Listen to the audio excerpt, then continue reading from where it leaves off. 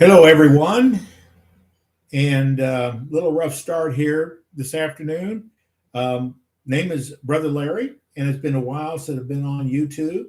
But we're going to talk about some Bible prophecies, and the reason I, I'm bringing these things up because of the war in Europe, and this is the first time that really that they're pondering on the idea of World War III. And so I think some of these topics need to be mentioned. Now, let me give you some scriptures here. And now, remember, the most important thing is to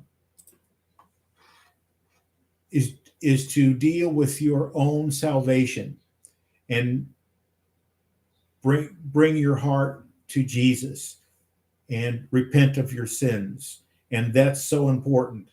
But I'm going to go a little further here and talk about these prophecies. Now, these prophecies are for believers and for non-believers.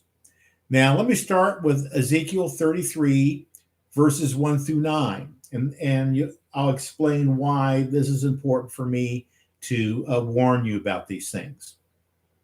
Now, and starting with verse 1, the word of the Lord came to me, Son of man, speak to your people and say to them, when I bring the sword against a land, and the people of the land choose one of their men and make him their watchman, and he sees the sword coming against the land and blows the trumpet to warn the people, then if anyone hears the trumpet but does not heed the warning, and the sword comes and it takes their life, their blood will be on their own heads. Now, since they heard the sound of the trumpet but did not heed the warning, their blood will be on their own head. And if they had heeded the warning, but they would have saved themselves. But if the watchman sees the sword coming and does not blow the trumpet to warn the people, and the sword comes and takes someone's life, that person's life will be taken because of their sin. But I will hold the watchman accountable for their blood. So that's the reason why I'm giving the warning. Okay, because God has instructed me to warn my brothers and sisters about what I see is coming. Now we're going to go to Revelations 18. Now, what's important about Revelation? Just because it's located on the 18th chapter doesn't necessarily mean this event happens after chapter 13. Chapter 13 deals with the mark of the beast. Okay, and I'll explain I explain what I'm saying. Now, starting with verse 1, after this, I saw another angel coming down from heaven. He had great authority, and the earth was illuminated by his splendor. Verse 2, with a mighty voice, he shouted, fallen, fallen is Babylon the Great. She has become a dwelling for demons and a haunt for every impure spirit, a haunt for every unclean bird, and a haunt for every unclean and detestable animal. For all the nations have drunk the maddening wine of her adulteries. The kings of the earth committed adultery with her, and the merchants of the earth grew rich from her excessive luxuries. Okay? And then when the kings of the earth committed adultery with her and shared her luxury, see the smoke of her burning, and they will weep and mourn over her.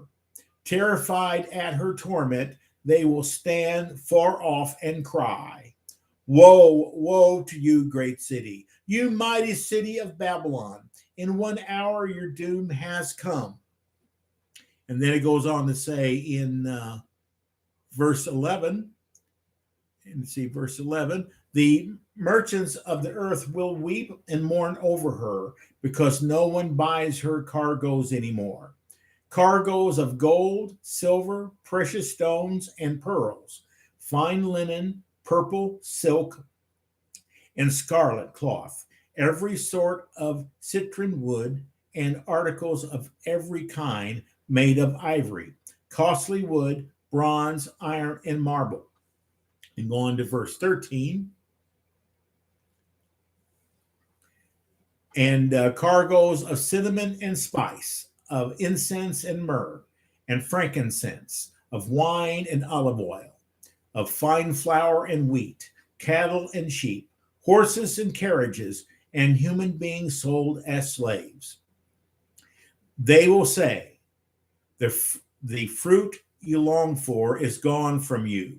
All your luxury and splendor have vanished, never to be received. The merchants who sold these things and gained their wealth from her will stand far off, terrified at her torment. They will weep and mourn and cry out. Okay, and I think I'm missing a verse here, but we'll go on. And they will say, the fruit you long for is gone. Okay, that's repeated. I'm sorry. Okay, there we go. I cut and paste on the internet, and I just cut and paste the wrong thing. Now, in verse 17, in 1 hour, such great wealth has been brought to ruin. Every sea captain, all who travel by ship, the sailors, and all who earn their living from the sea will stand far off. When they see the smoke of her burning, they will explain, was there ever a city like this great city?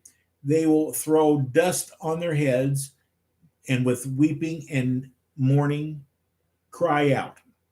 And they say, woe, woe to you, great city, where all who had ships on the sea became rich through her wealth. And in 1 hour, she has been brought to ruin. Rejoice over her, you heavens. Rejoice, you people of God. Rejoice, apostles and prophets, for God has judged her with the judgment she has imposed on you. Then a mighty angel picked up a boulder the size of a large millstone and threw it into the sea and said, with such violence, the great city of Babylon will be thrown down, never to be found again. The music of harpists and musicians, harpers and trumpeters will never be heard in you again. No worker of any trade will ever be found near you again. No sound of a millstone will ever be heard in you again. And the light of a lamp will never be shine in you again. The voice of a bridegroom and bride will never be heard in you again. Go on here. Your merchants were the world's important people. By your magic spell, all the nations were led astray.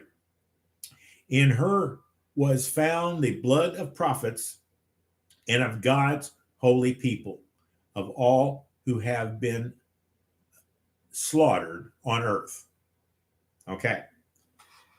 Now, I've heard many Bible teachers over the years explain that, well, Babylon is ancient Babylon in Iraq. Okay. And there's another school of thought that teach this is Rome. This is the head of the Roman Catholic Church. Okay, let's piece through this a little bit, and let's see if we make sense of this.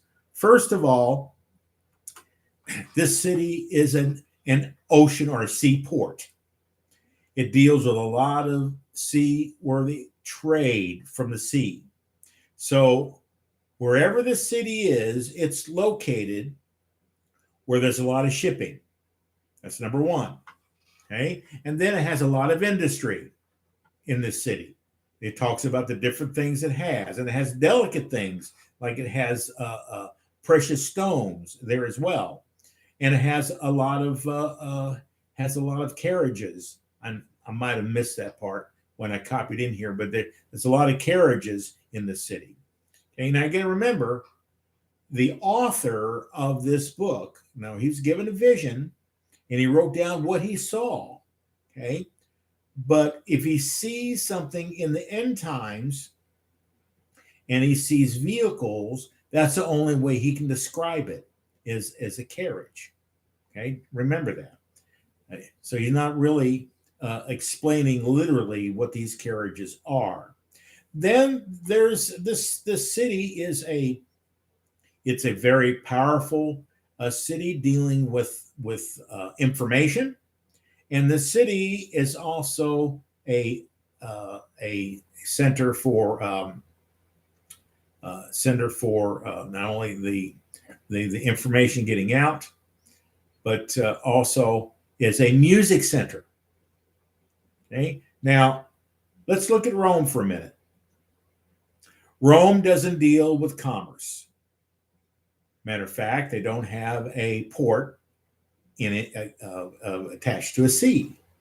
Okay, they don't deal with commerce. They don't deal with industry. They don't have music or all kinds of things. They don't have those things. Now, the city that's in Iraq, of course, it hasn't been built yet, and the argument is that it would be built in the last days. Well, where the city would be, they don't have a port. Iraq tried to get a port through Kuwait. Okay, so they lost that. So they don't have really an ocean port where the ships out to sea can see the city from a distance when it's being destroyed.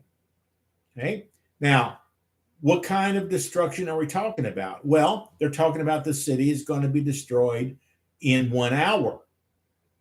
Now, if you study wars over the centuries, and when they go and conquer a city, the only city I know of that might have been destroyed within an hour, of course, I don't think the Bible really says how long it took, but we had the city of Jericho, where they marched around the walls of Jericho and the walls collapsed. Okay, but again, Jericho it's before end times, okay, and it doesn't have any of these things that this city has. And then this city, it mentioned it has a lamp. The lamp will not shine in you anymore. Then they're talking about weddings. Well, that is brought from the part dealing with Noah. Okay, he said that people married right up to the time when the doors were shut. So that's the parallel, that people are going to be caught off guard. They're even going to be marrying right up to the last minute. Okay, and then so it says the destruction will be like an angel throwing a millstone in the sea. Okay, there again, this city has to be adjacent to a sea for this to happen. Now, again, John was speaking from the 1st century AD, and he was describing what he saw in the vision. So it's apparent, or it's obvious, that this millstone really is not a millstone at all. It is some kind of projectile. Okay, and what kind of a projectile can destroy a big city within 1 hour? You guessed it. That would be an atomic weapon.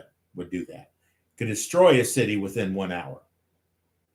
Okay. Now, remember I said earlier that just because this chapter is in chapter 18 doesn't mean it happens after chapter 13. Okay. Matter of fact, it can happen way before chapter 13. It can happen maybe before the tribulation even started. And we'll talk about that in a few minutes. So, and you say, well, Brother Larry, why is that? Why would something happens in chapter 18?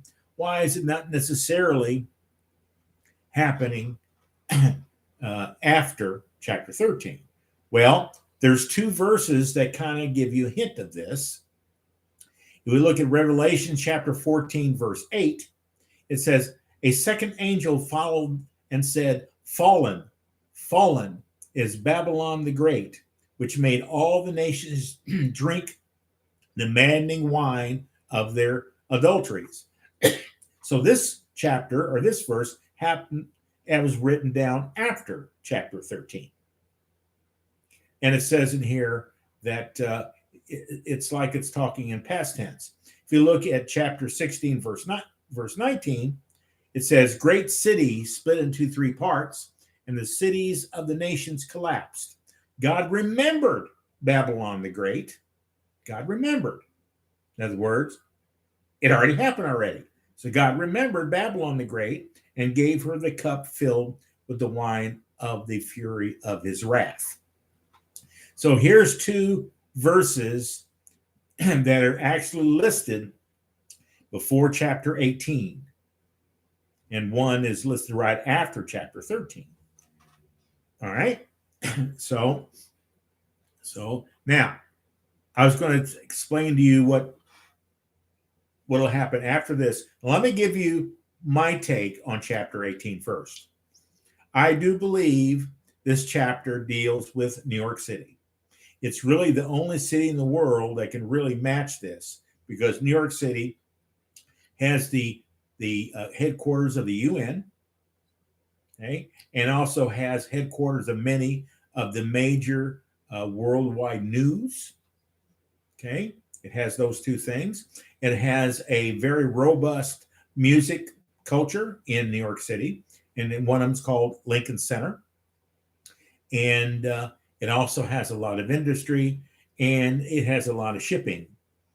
And matter of fact, you could probably be 100 miles out to sea, and you can see an atomic explosion happen, and you can see the sailors will know exactly where the explosion came from by the direction. They know it would be New York that's being hit. And by the way, there's submarines that go up and down the East Coast. They're nuclear submarines. We can't detect them. We only can detect them after they're gone. We know they've been there. We can't locate exactly where they're at. Now, they can launch a nuclear missile from a submarine within, 200 miles away from the coast and hit New York City in a matter of minutes without a warning. Without a warning, my friend. Okay? That's been that way for quite some time.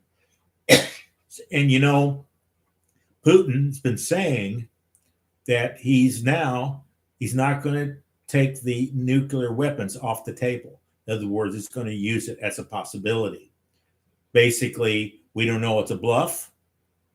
We don't know that.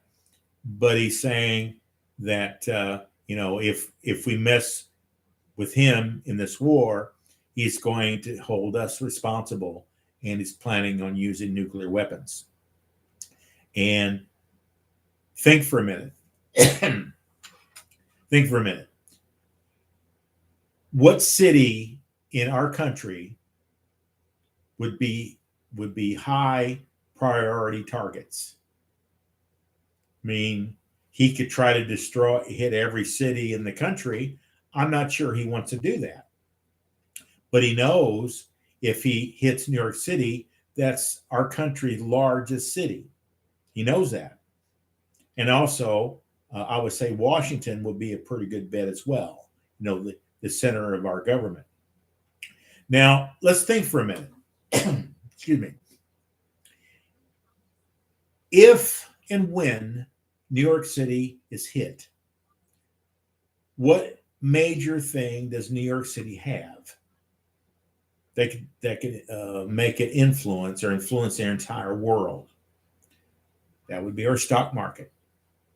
New York City gets hit, and our stock market basically will be destroyed. Now, they do have a backup system, but if you well know that once something happens bad at one place, it affects the markets all over the world. And this could very well cause the Antichrist to step up, and he's got a brand new plan to save money for the whole world, because the New York Stock Exchange has been totally destroyed. And he's going to bring in the virtual money you've been hearing about already. That's a bad thing about virtual money. It's going to be really easy to adapt it to some kind of electronic device on people's bodies. They already have a little kernel of rice already. They can hold as circuitry. Now, that's supposed to be used for medical records. Okay. Now, what may get that started? They want people to have the vaccine passport.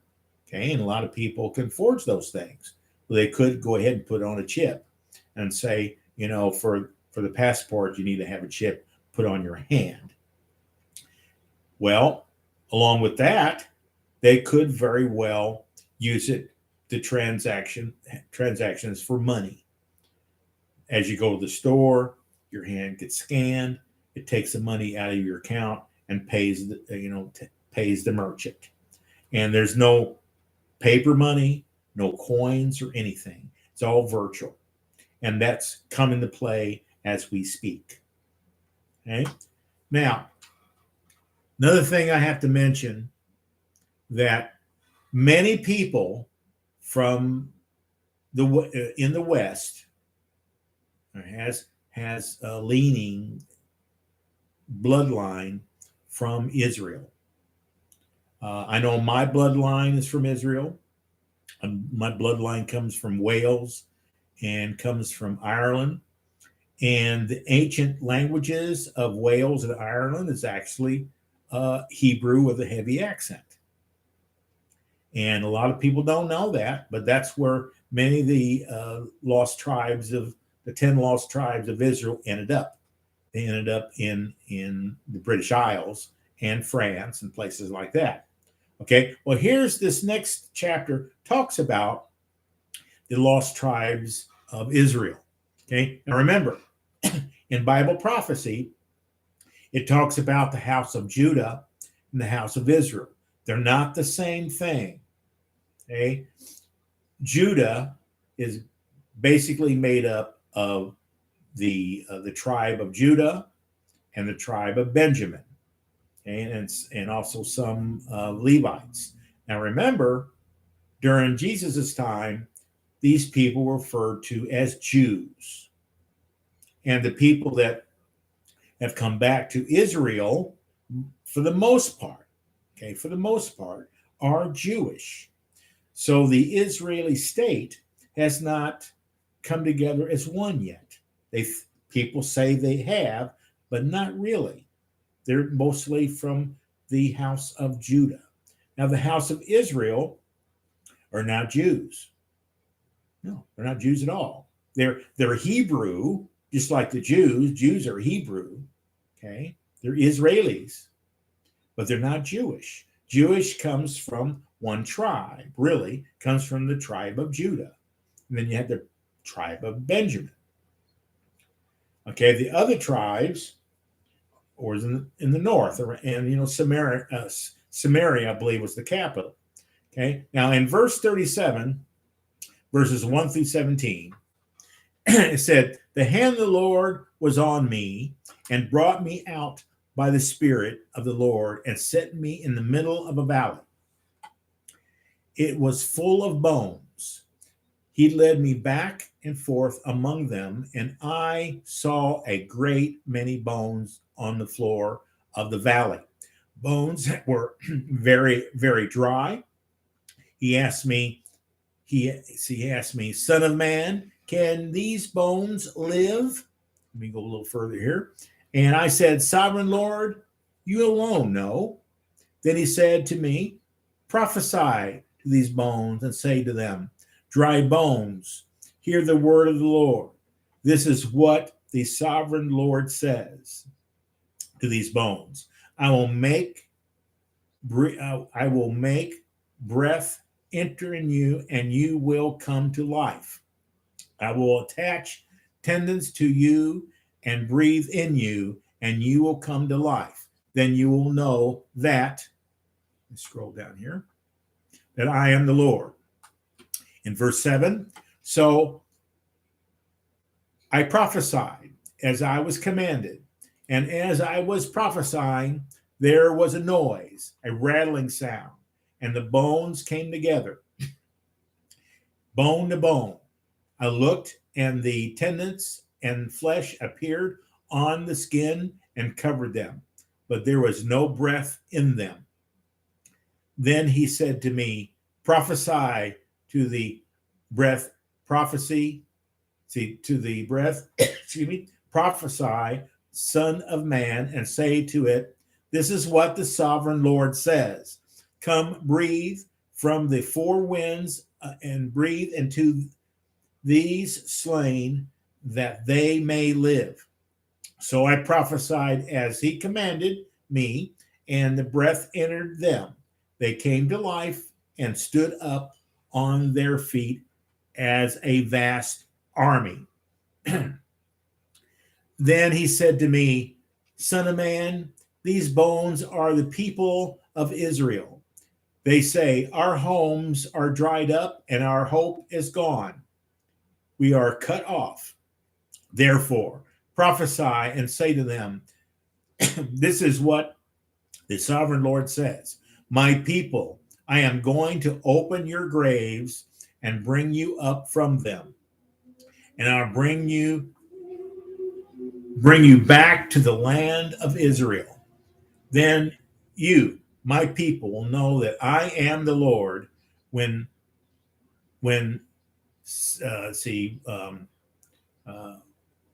Israel, when I open your graves and bring you up from them, I will put my spirit in you and you will live. And I will settle you in your own land, and then you will know that I am the Lord, have spoken, and I have done it, declares the Lord. The nation under one king, the word of the Lord came to me, Son of man, take a stick of wood and write on it, belonging to Judah and the Israelites associated with him. Then take the other stick of wood and write on it, belonging to Joseph, that is, to Ephraim, and all the Israelites associated with him. Join them together into one stick so that they will become one in your hand. So he's talking about the both houses, Judah and Israel. Then it goes on in chapter 38, chapter 38, in verse 1. The word of the Lord came to me, Son of man, set your face against Gog of the land of Magog, chief prince of Meshech and Tubal. Prophesy against him and say, this is what the sovereign Lord says.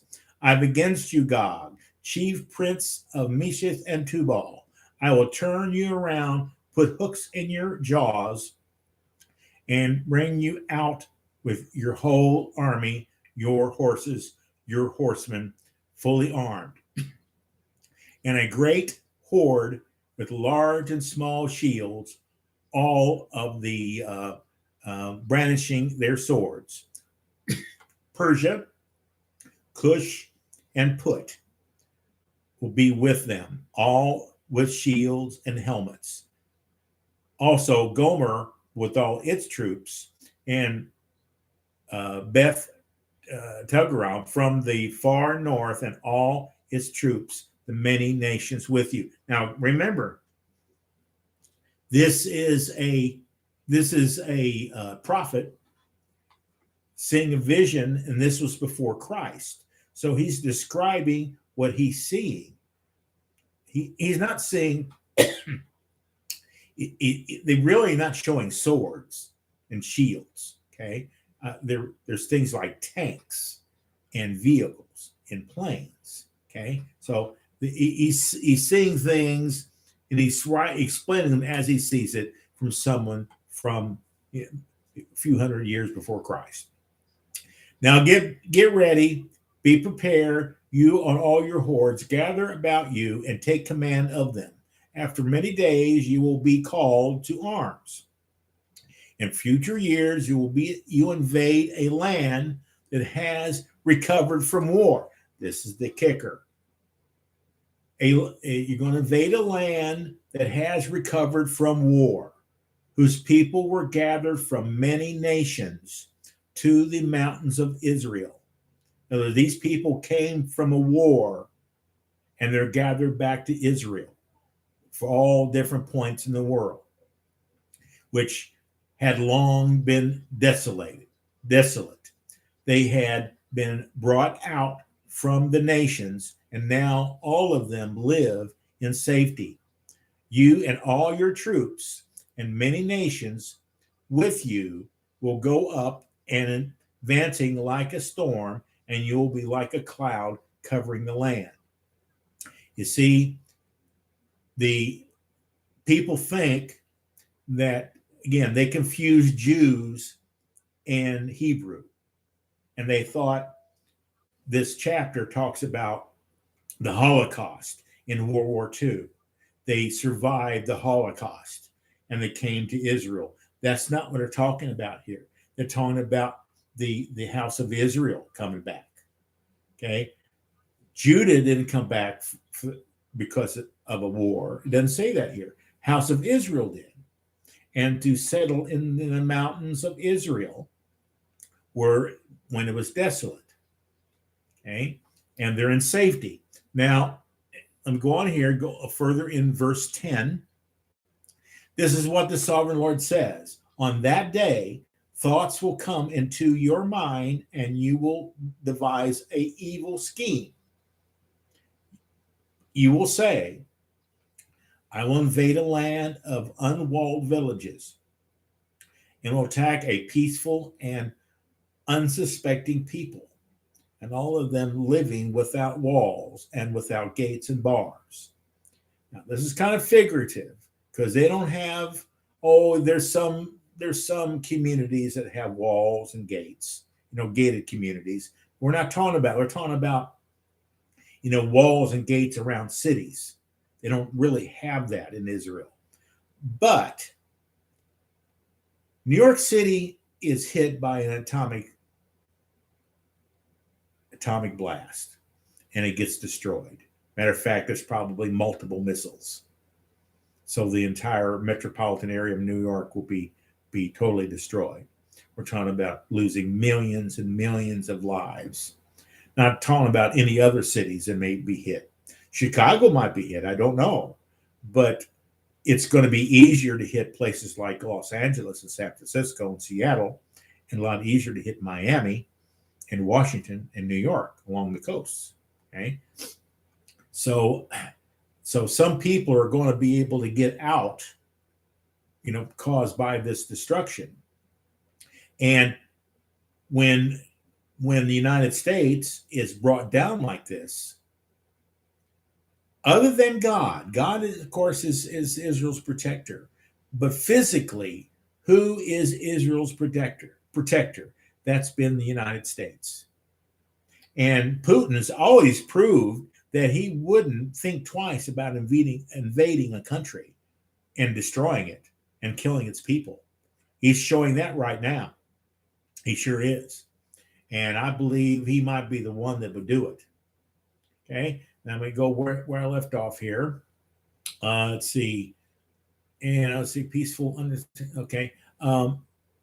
I will plunder and loot and turn my hand against the resettled ruins and the people gathered from the nations, rich in livestock and goods, living at the center of the land.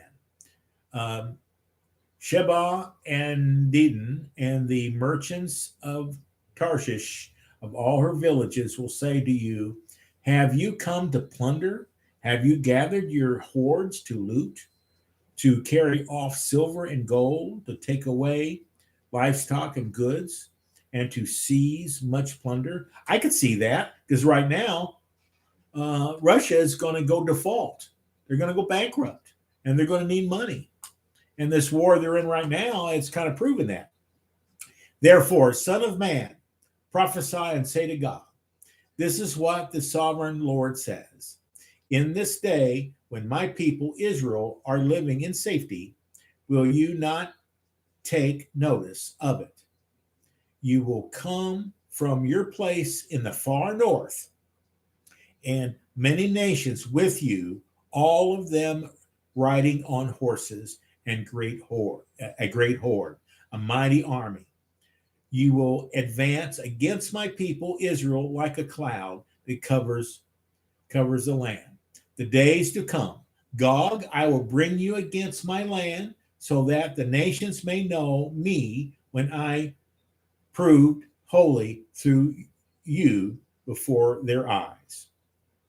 Now in verse 17, it says, this is what the sovereign Lord says. You're not the one I speak of in former days by my servants and prophets. My mouse here. Of Israel. At that time, they prophesied for years that I would bring you against them. This is what happened in that day. When Gog attacks the land of Israel, my hot anger will be aroused, declares the sovereign Lord. In my zeal and fiery wrath, I will declare that at that time there shall be a great earthquake in the land of Israel. The fish in the sea and the birds of the sky and the beasts of the field, every creature that moves along the ground, and all let's see here, and all lost my place here. Here we go. And all the people on the face of the earth will tremble of my presence. The mountains will be overturned, the cliffs will crumble, and every wall will fall to the ground. I will summon a sword against Gog, and of all my mountains, declares the sovereign Lord. Every man's sword will be against his brother. I will execute judgment on him with plague and bloodshed, and I will pour down torrents of rain.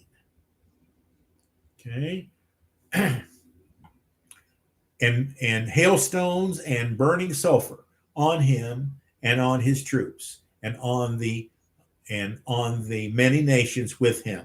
And so I will show my greatness and my holiness, and I will make myself known in the sight of many nations, and they will know that I am the Lord. So that is chapter 38 in Ezekiel. Okay, and as you can see, the Russian troops and their allies actually gets really confused, and that's very understandable because they're kind of confused now by invading Ukraine. Now they might end up winning, okay, but Putin, he had plans of taking over Kyiv in just a matter of 2-3 days, 5 at the most. Now we're sitting on the 25th day, and they still can't take over Kyiv. And actually, the Ukrainians are pushing an offense against the Russians. So, and as you can see, the Russians are ruthless. They're actually going and killing citizens and children and babies. And they're taking some citizens, Ukrainian citizens, and take them over to Russia and put them in Russian prisons. Just citizens. That's what they're doing. So, and by the way, the old ancient capital of Siberia is a city named Tobol. Tobol. I'm sorry, Tobol. Tobolsk. Tobolsk.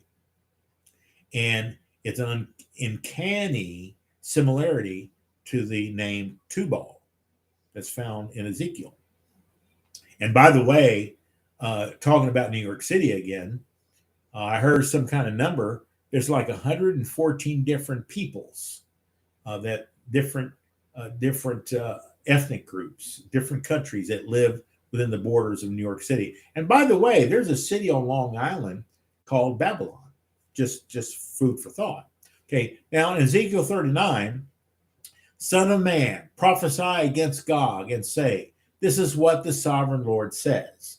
I'm against you, Gog, chief prince of Meshech and Tubal. Okay, that's that word Tubal again. I will turn you around and bring you along. And I will bring you from the far north and send you against the mountains of Israel. Then I'll strike your bow from your hand and left hand and make your arrows drop from your right hand. On the mountains of Israel you will fall, you and all your troops, and the nations with you. I will give you as food to all kinds of carrion birds and to the wild animals. You will fall in the open field, for I have spoken, declares the sovereign Lord.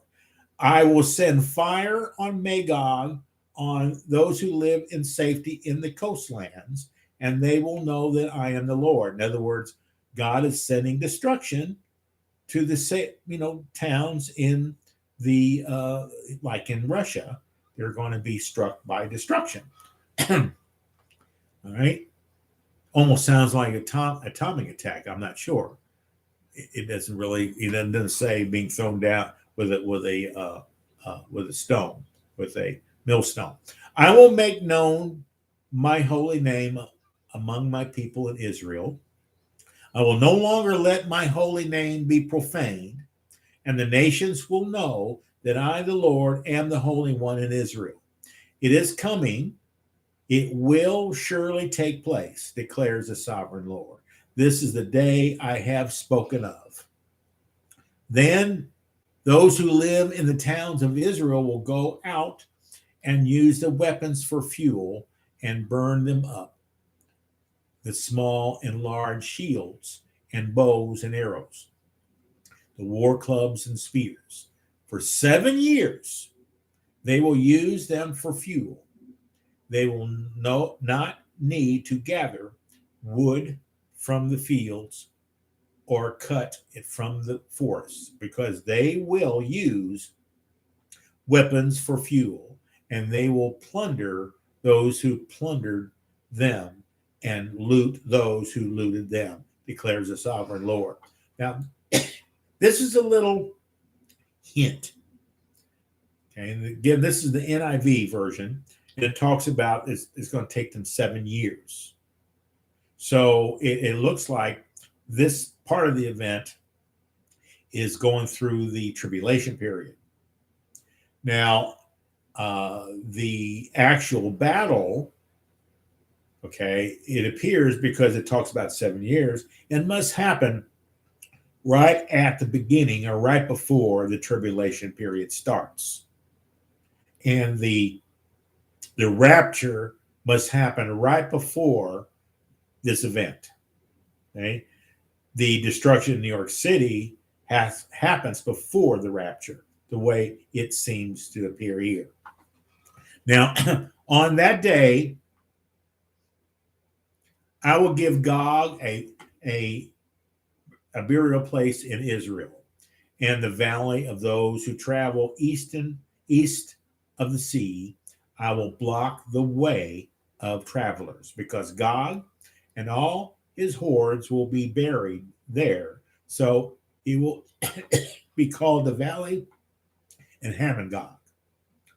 For 7 months, the Israelites will be burying them in order. And it does say on here 7 months.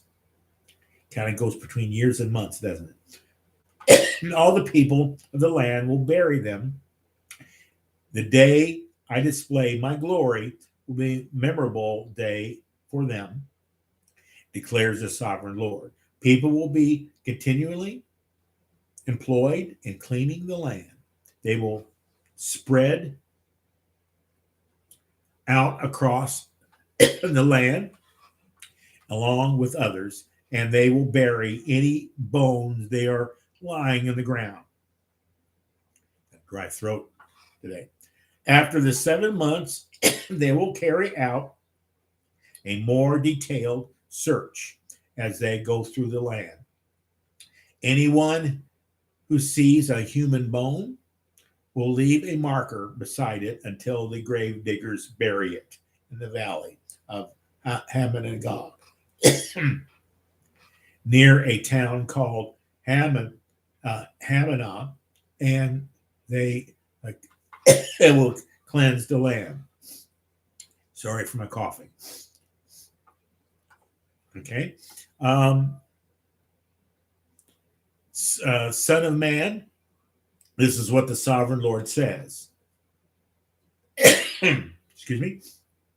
Call out to every kind of bird and all wild animals, assemble and come together from all around to sacrifice, and preparing for you the great sacrifice of mountains of Israel.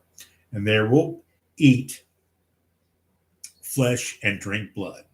You will eat the flesh of mighty men and drink the blood of the princes of the earth as if they were rams and lambs, goats and bulls, all of them